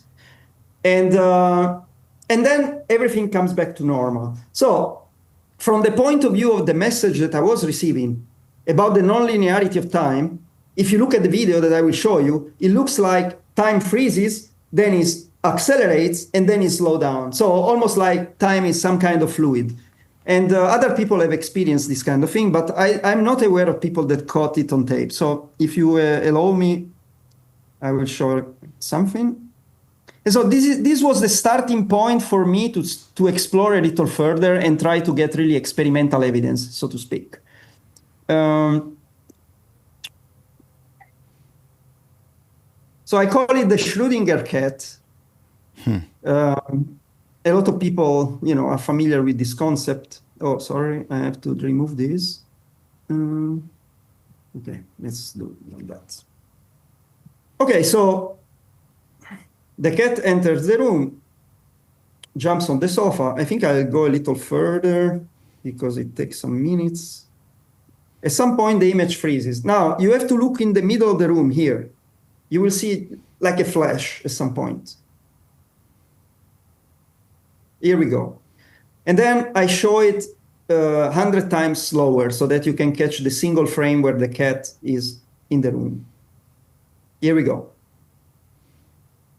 And that's it. So what happened after a few months from this event? I got the message that I could reproduce this kind of anomaly. So let's say to bend time, so to speak. Let me put it here. The very first time that I recorded myself during a meditation, I had that precise idea of trying to trigger a time anomaly. I was recording myself with Zoom, and I was instructed to do a short meditation. So I meditated for 3 minutes, opened my eyes, nothing had happened. And then I said, okay, I will go back to meditate. And now in the next 3 minutes, actually something happened. You will see now just 19 seconds of these 3 minutes.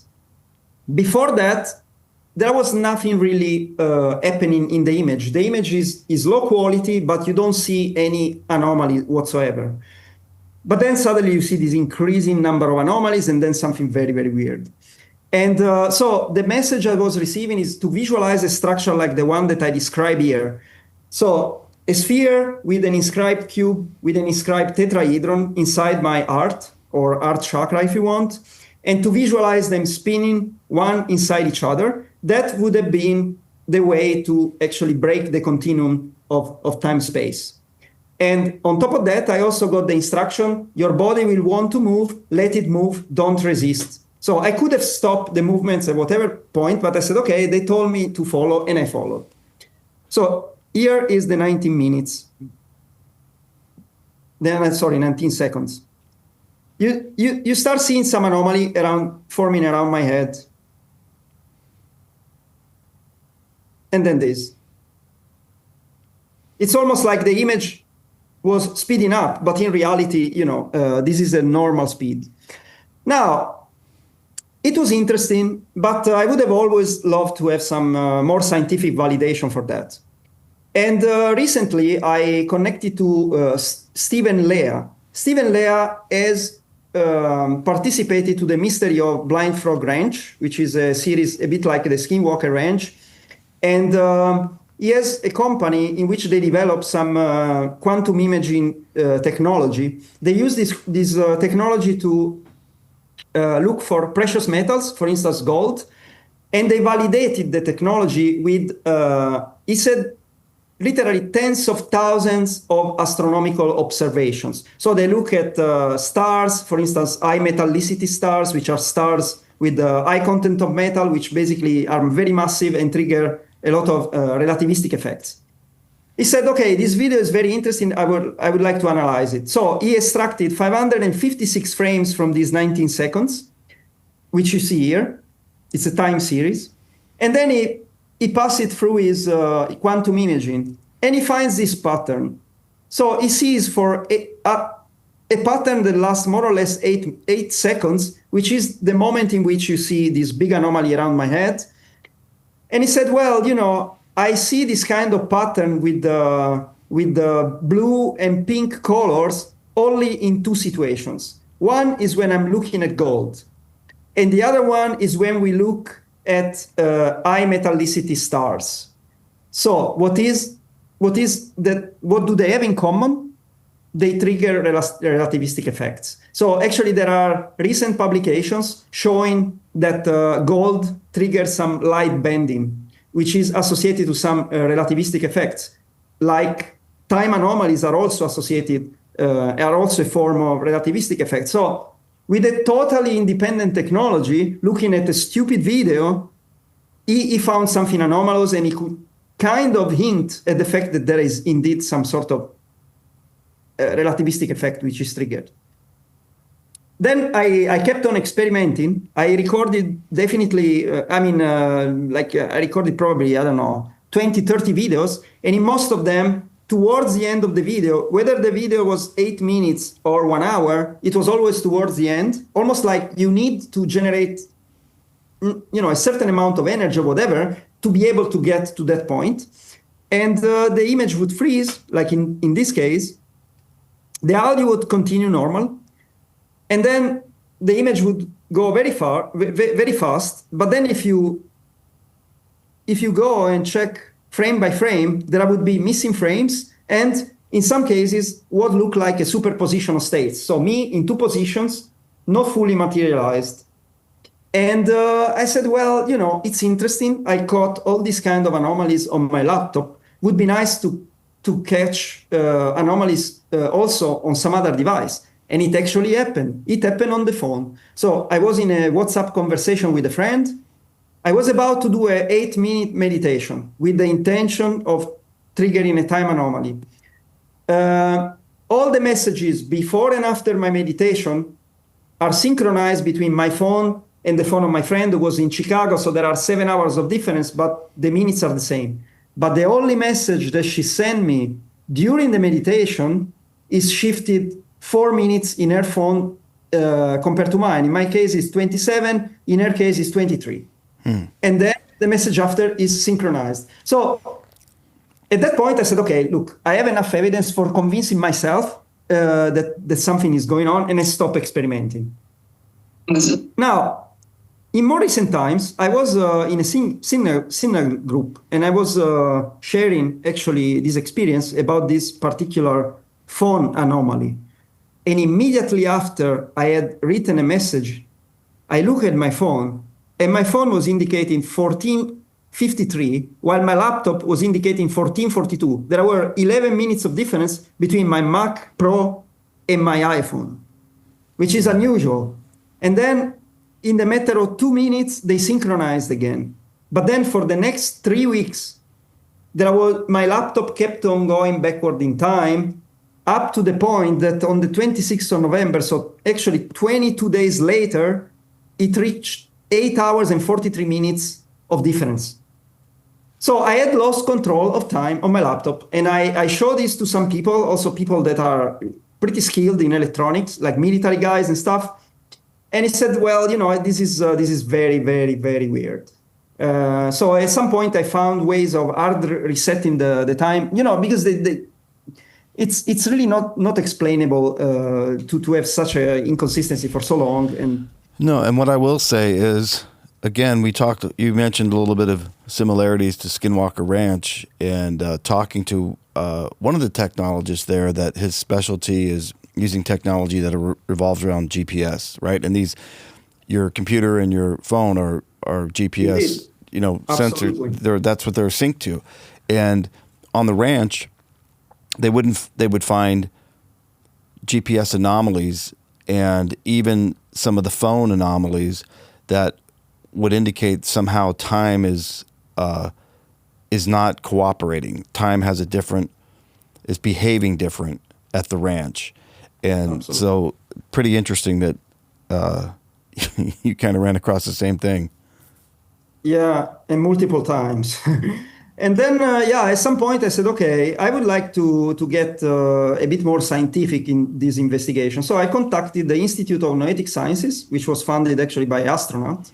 And I said, okay, look, I have this budget. I had some spare budget that I could use for whatever I wanted, if it was scientific. And I said, okay, look, what I wanted to test actually were the non-local effects of my meditation. So I had pre-recorded a video in which I was basically telling, I am connecting you to a Stargate. And then the video in the experiment would be muted because actually what they wanted to do is use EEG on these 11 meditators. So the protocol was as following. They would do a 11-minute meditation freestyle. Then they would be brought back to neutral state. And then they would start a 11-minute meditation based on my video, in which the only difference is that they were with eyes closed, and I was telling them, I'm connecting you to a Stargate. What these experiments showed is that for all the 11 participants, when you look at their scalp, the so-called scalp topographies, across all their brainwave range. So in horizontal, basically, you have delta, theta, alpha, beta, gamma. On the left column, you have the freestyle meditation. In the middle one, you have the Stargate meditation. And in the last one, wherever you see a red dot, this corresponds to one of the channel of the EEG. So if you see it red, it means that there is a statistically significant difference between the brain waves measured on that electrode in the freestyle meditation and in the Stargate meditation. So for all the 11 subjects, they found considerable differences across all ranges of brain waves. On top of that, 4 of the 11 had some particular experience, very consistent with the one of people normally meditating with me, seeing entities, feeling energies, feeling vibration. And one person even reported some kind of past life memory with very vivid physical sensations. And actually, some people that participated to this study contacted me later on because they told me, well, I never had an experience like that. What are you actually doing? I said, well, for what I understand, it's almost like a shaman. They open a door, but then, I cannot predict what happened. Everybody has their own experience, but I facilitate you to have some kind of experience. What kind of equipment, if you go back to that, and the reason I asked that is we did an experiment in the States here. There's this famous location called the Conjuring House in Rhode Island that it's got a bunch of horror movies based off it. Well, we were dumb enough to go for 5 days and 4 nights to, we had a guy that set up what he called a World Gate experiment. And the World Gate experiment, we were training for weeks with, it wasn't shamanic, it was a frequency. We would listen to a frequency with different parts of the country, and we'd get to where we could get to a meditative state. Then when we got to the house, we were strategically placed using a certain type of math. Of course, I was like, okay, you're the center. And people were in different rooms, and some people were, by the same math, were ruled out that they wouldn't qualify for the experiment. And when we sat there and played this frequency throughout the house, we were all to focus on opening a gate, which is what I'm saying. You talked about meditating and focusing on opening a gate. And some of the results were, it was wild, put it that way. There was one guy ran out terrified and was very, very upset. Other people were talking about, someone came up from the basement and he said, I've seen it all. I'm not afraid to die. All religions are real. And he was like, his eyes were not right, and among other things. So didn't mean to steal your thunder there, but similar type of experiment. I didn't know what kind of, how you measured the brain activity. What devices were you using? Yeah, it's a EEG. It's like EEG, okay. Yeah. And then actually, I also connected to some group that studies coma states and also altered state of consciousness in Belgium. It's a group of neuroscientists at the University of Liège. And I actually arranged a session. So I went there. I did a meditation with two meditation with them. And in one, I was in an MRI, in an fMRI, and in the other one, they actually put 256 channel EEG. Some of them also had experiences, including the lead scientist.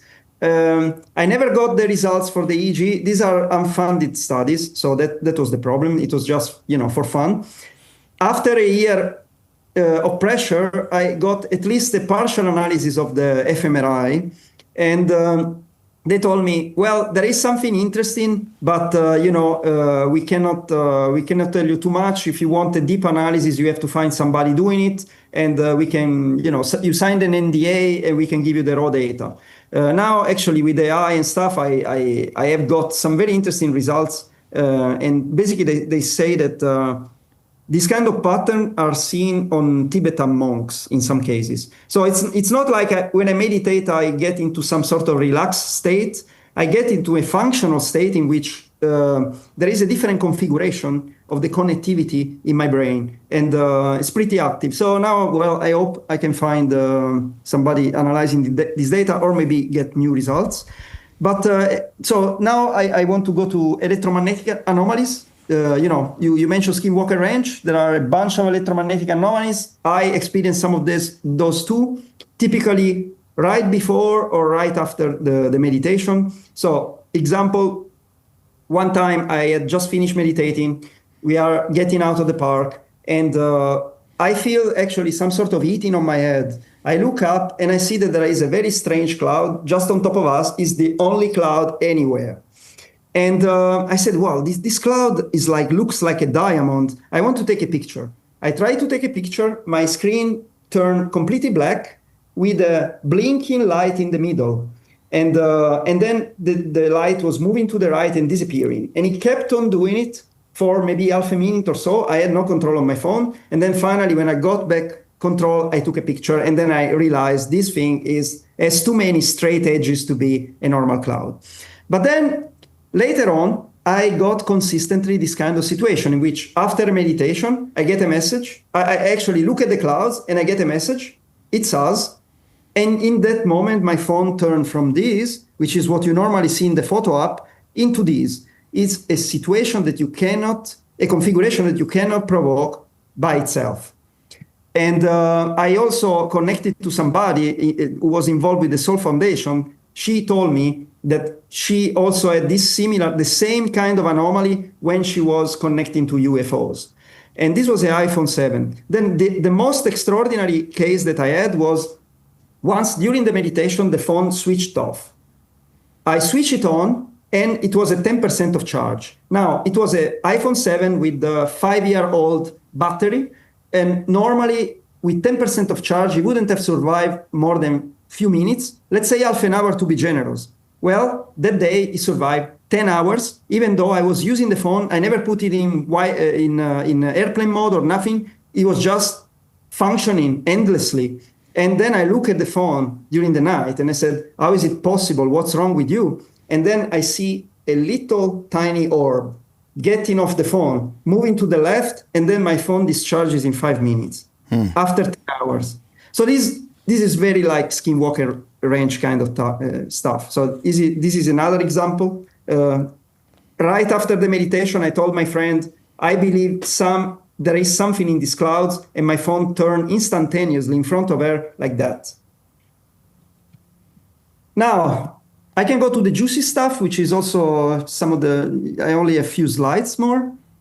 So at some point I did test with this guy, with this forensic engineer, with his hyperspectral cameras. So I was invited in Milan together with a journalist. She was also tested as a reference for the day, but before that, they had already tested many people. And so the typical pattern that they see is this one. So we are looking at the frequency of the biophotonic emission. So you are looking in a very small frequency, like between 0 and 50 hertz, typically. So just real quick, so that's just the frequency your body gives off naturally that we're seeing, and it has a way to measure that? Yeah, it's the frequency of the biophotonic emission. You emit biophotons. If you are alive, you emit biophotons. Also plants or animals, everybody alive emits this kind of biophotons.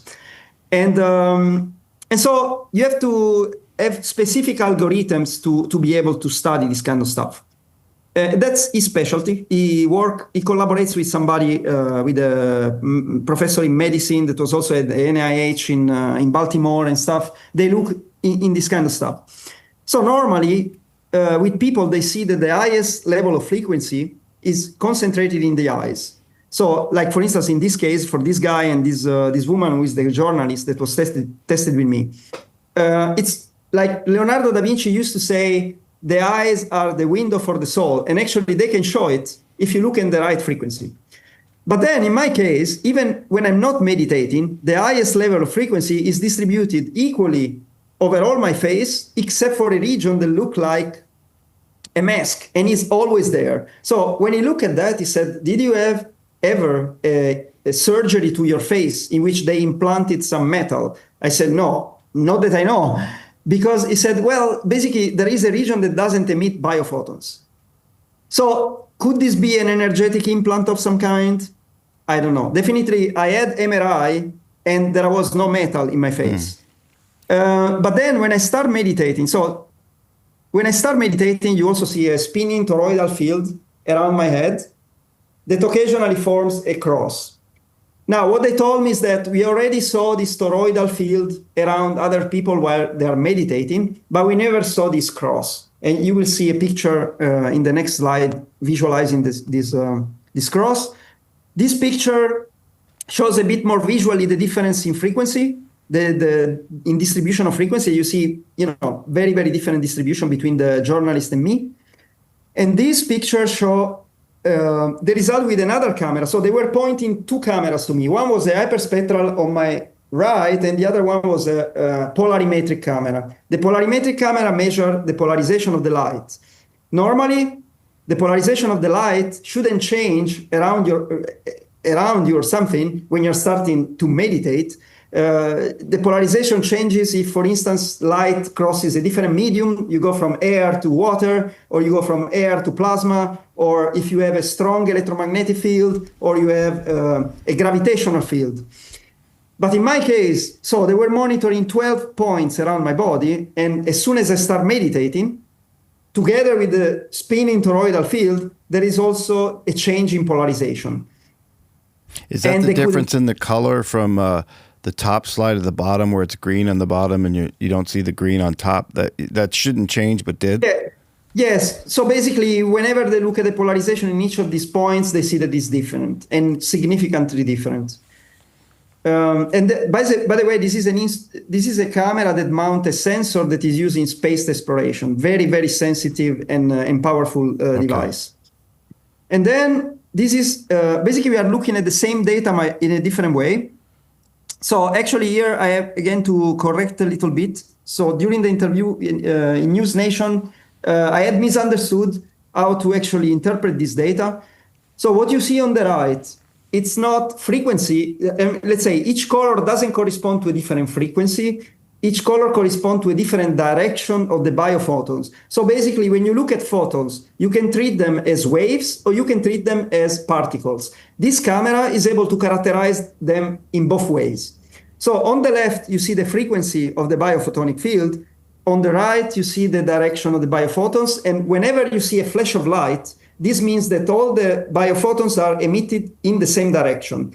So he said, well, what we see in meditators is this torsional field around this region, but we never saw flashes of light. So it's almost like when you start communicating, you get these flashes of light. It's probably shot by shooting up from my pineal gland, or this is what he thinks.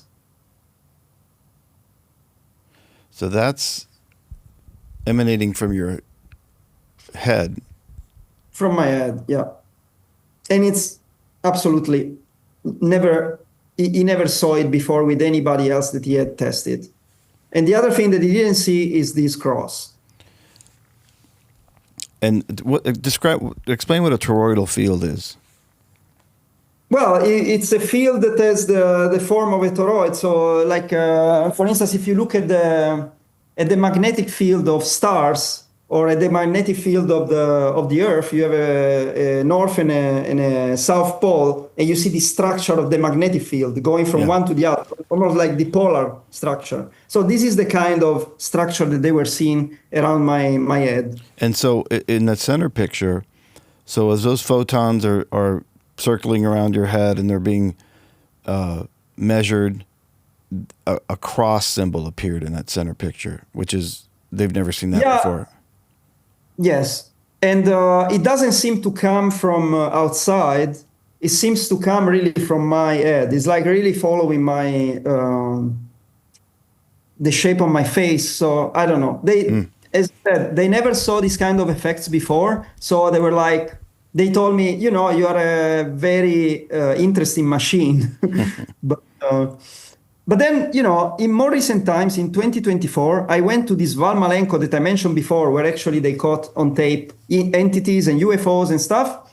And we did new experiments. So we thought that doing a meditation experiment in a place which is a hot spot for UFO activity would have been even more interesting. So first thing to notice is that as soon as I got out from the car in the night, I heard welcome, and my phone gave me the usual anomaly that I showed you before.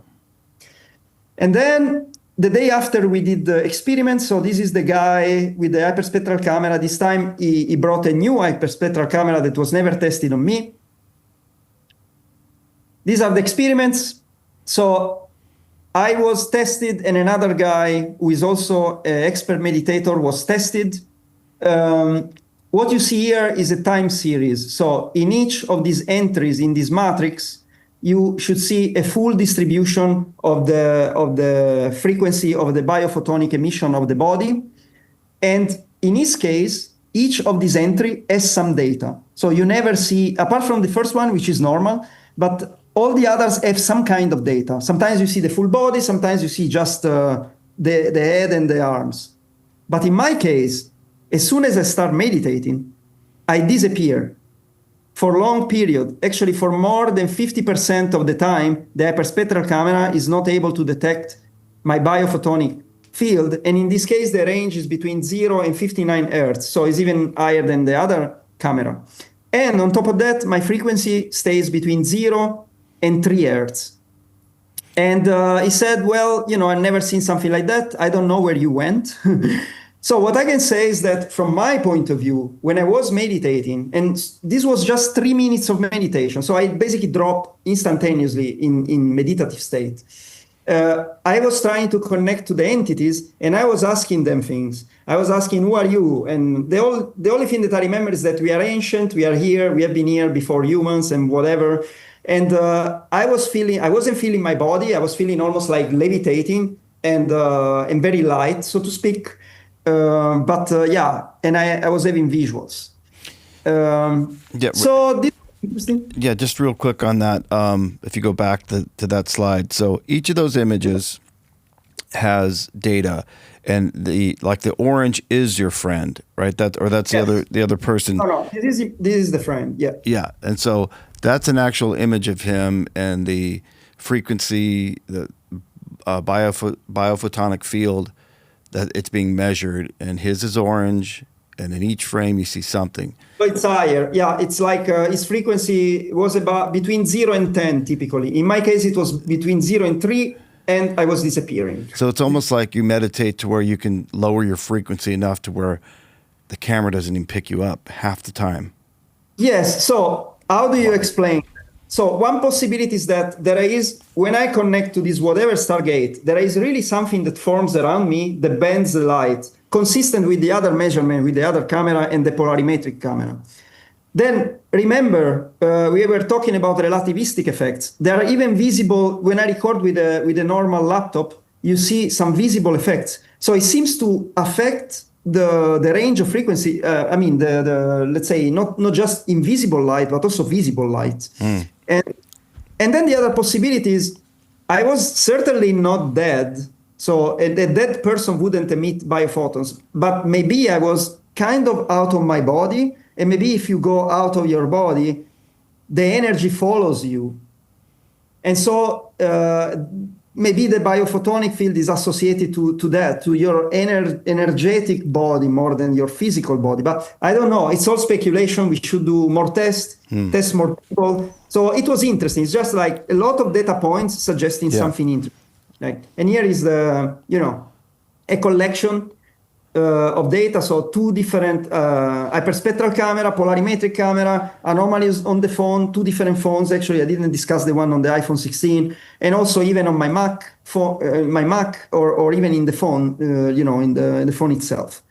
And finally, I have still two slides to show the fact that another effect that has been caught on tape is the fact that after meditation, I can sometimes connect to wild animals more easily in a way that is unusual, was unusual for me, like, petting a crow or these other birds. And then once, for instance, I did the experiment of telepathic communication with a dragonfly. So we were meditating, we finished the meditation, and I told my friend, okay, let's focus our attention on our hand and let's call the dragonfly to come. We tell them telepathically not to be afraid, that we love them and so on. And then they came. They went first to her hand and then they came to mine and they kept on coming. I mean, this one kept on coming and coming for minutes. At some point, we just went away because otherwise the dragonfly would stay on my hand forever. And so here. And other times I had situations in which I was meditating. For instance, in this case, I was meditating in the forest with the same friend. And in meditation, I saw an entity which looked like a bit like with the head of a bird, but with the body of a human, completely white. And I asked, okay, if it's true that I'm connecting to you, give me a sign. So after the meditation, I went to a coffee bar. We were standing in the terrace taking a coffee. And suddenly there is a magpie, a baby magpie that comes from around the corner and starts jumping around the tables and come to me and bites my jeans. So typically magpie are not so friendly, definitely not with me. And this one I could have touched. But then the same afternoon I went home and I found this black-headed chickadee who was stuck in my backyard.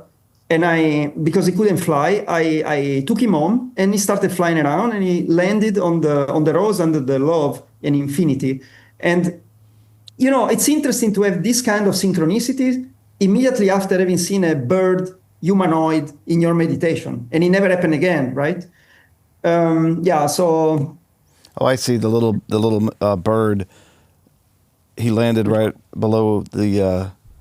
I see. I couldn't see him there at first, but there you're pointing him out. Yeah.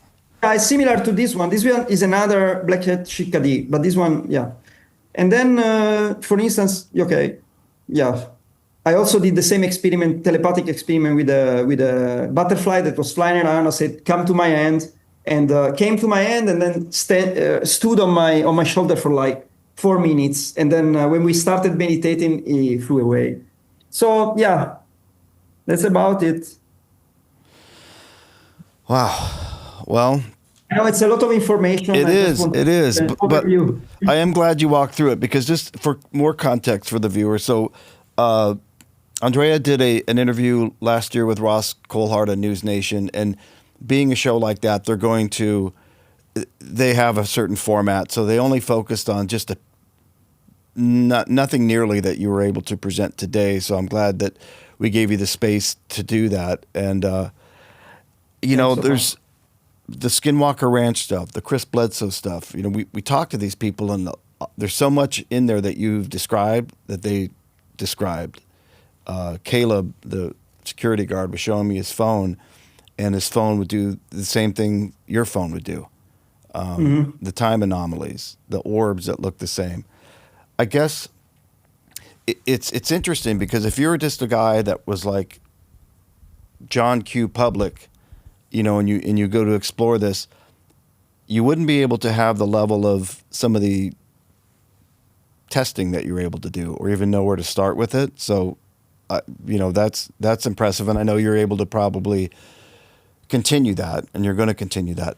But then also, how does it fit with you? How has it changed your life as far as the way you look at science? Because you're a man of science. I mean, deep science. Has it impacted and changed the way you view science?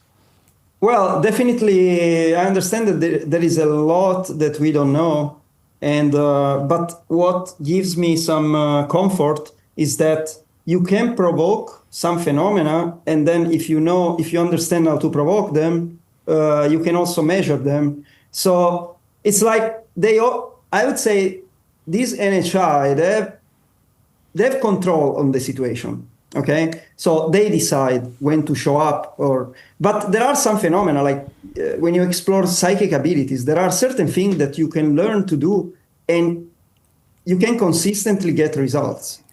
And I think the more, first of all, you have to think that it's possible, and this is something that is not just me telling. For instance, Jordan Yozak, who was part of the Skywatcher team with Jake Barber and Mike Batista. he recently gave an interview to Jesse Michaels, and he said he actually was, trained in some program with whatever, DIA or CIA or whatever.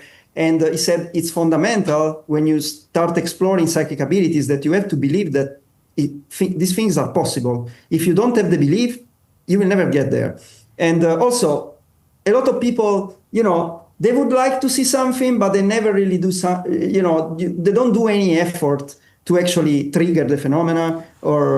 So there has to be intention. There has to be also some effort that you put, and then you have to be determined. I was determined to get some answer. I don't say I got too many, but I got some hint of how certain phenomena work and how to provoke them. Like I also did the experiment to call UFOs in meditation, and it did work most times in the matter of half an hour typically.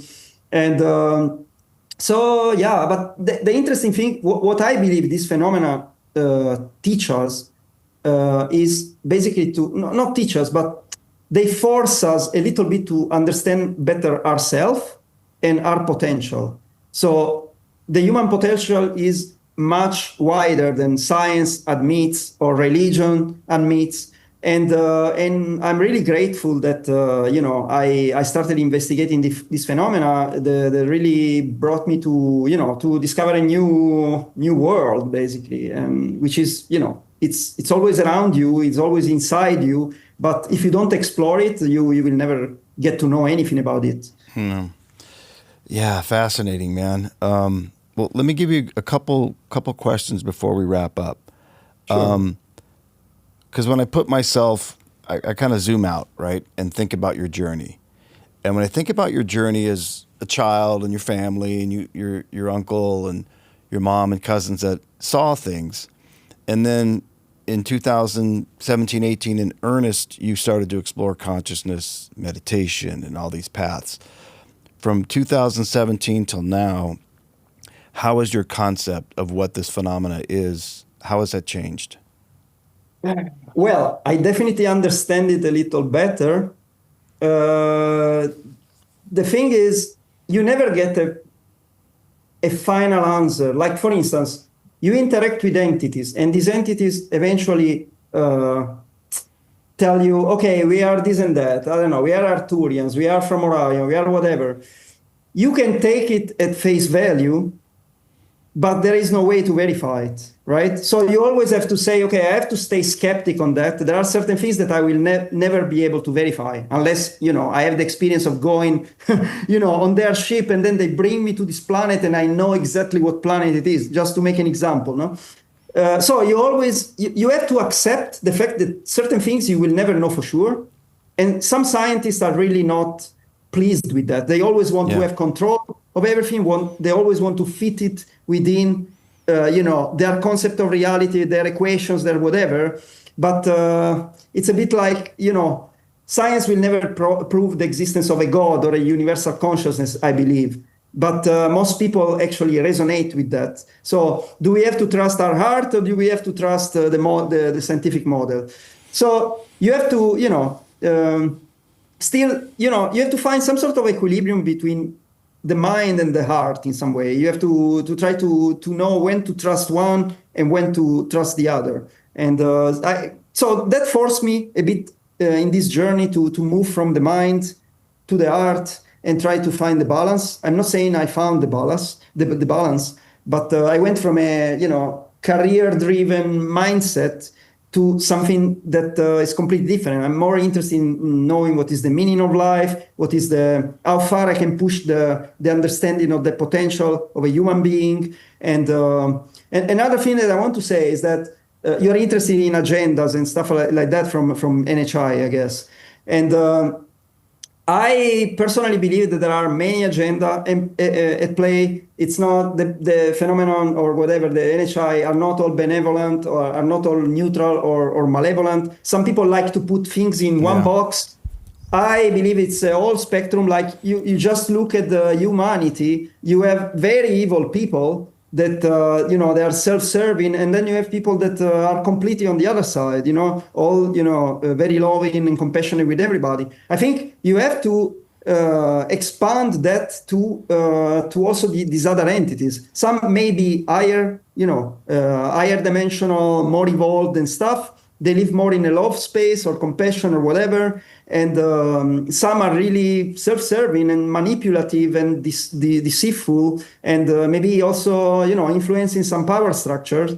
So, yeah. Interesting. What? Why you? Have you asked that question to them? Why you?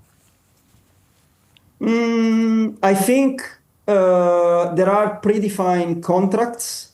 This contract, I mean, when you come to this planet, you come with a certain journey, and this journey can take turns that are a bit different from what maybe was predicted. But so I don't know. I think there was something in this contract. And the other thing is that I was born curious from day one. I was always curious. I was always fearless. I mean, I started watching horror movies when I was 3 years old. And I think that helped me to a bit get rid of fear. Because if you approach this kind of phenomenon with fear, the risk is that we will attract entities or situations that actually will take this to the maximum.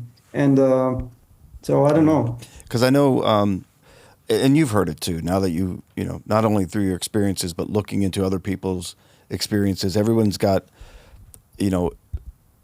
different theories, and it starts to almost become like political ideology in the UFO world. Like it can't be this because I believe it's this. And do you think biologics? I know, I've heard this before. Certain blood types are attracted to, or generational, almost like a passing down of generational contact, and you're being monitored and coached along because it's been in your family's bloodline for generations. Is there anything to that in your mind?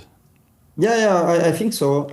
And I saw a recent interview to Dean Radin from IONS, in which they even did some research on that.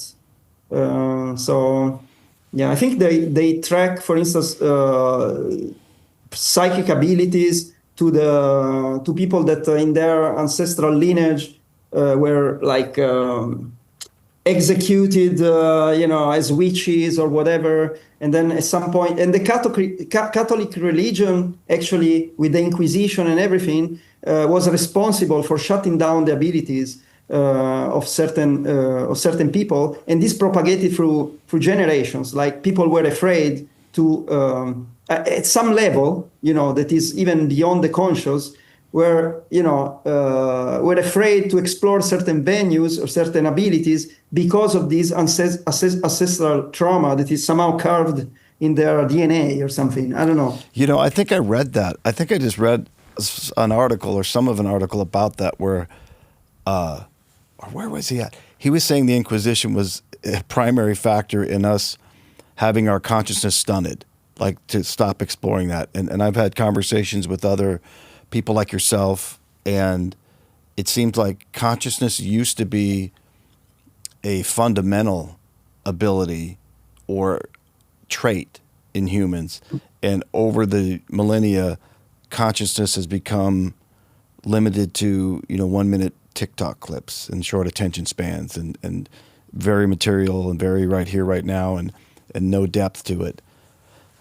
So that's interesting. You said the Inquisition, because I think I heard the same thing. Maybe it was the same guy we heard, but yeah, that's possible. But I mean, both, if you are like a fully materialist, atheist, whatever, you basically block these abilities because you don't believe they're possible. And then if you are extremely religious, you don't want to explore these abilities because otherwise some of this is considered demonic, or and then.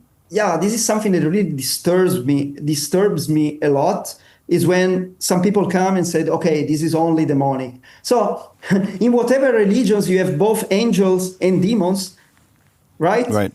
Why would you assume that these phenomena are just on the bad side? I mean, it just doesn't make any sense to me, and I don't understand how people can just go just one way. I really cannot conceptualize that. So. No, and I think maybe some people that are predispositioned, maybe a little bit to go back to Jacques Vallée's concept we touched on earlier, that if some people are predispositioned, that if they encounter something they don't understand, it's automatically malevolent, and maybe it'll present itself as such. And other people that are inclined to believe that it's angelic, it's benevolent, are inclined to. But I think it goes back to your openness, as you described earlier, and your ability to tap into consciousness and meditation. And look, I'm so ADD. I try to meditate. I got to hand it to you. I know you said it took a couple years. That you didn't just start overnight and things happen. No, absolutely I not. try, and then it's like my mind is. It's like I'm watching Steelers play football in my head after 18 seconds, and I'm like, I would have to work on that. Maybe we'll work on that. Well, last thing, I want to give you a platform to have viewers, if you want to point them to anything, information you have or any of your work, where would they go? Well, the thing is, I don't really have, a YouTube channel or something. So if you want to contact me, you can reach out on LinkedIn. And then it's also a platform that I like because then it's some kind of filter. You see already, a little bit the background, the job and stuff. So, and then recently I started also collaborating with the Italian TV network. It's some kind of equivalent of Gaia TV, but they're just starting. Yeah. And so I do interviews to international guests. I interviewed Ross Coulthard, I interviewed Sarah Gam, and also Tim Gallaudet, the rear admiral. But he's Italian, and so there will be something coming out from that. And another thing that I want to promote is I'm also at the moment a guest editor for a special issue on UAPs for the journal Aerospace, which is a good scientific journal. And so far we got, I think, very, very few submissions. And it's a pity because it's a unique opportunity to have in a mainstream aerospace journal a special issue just on UAPs. So if somebody's out there having something valuable to possibly publish, check it out. And that's it. All right. Well, listen, it's been a pleasure. I want to keep me in touch. I know you're going to not stop experimenting. So keep me posted on more findings, and we'll have to have you back on and see what else you come up with. Thank you. I will for sure. Thanks so much. All the best.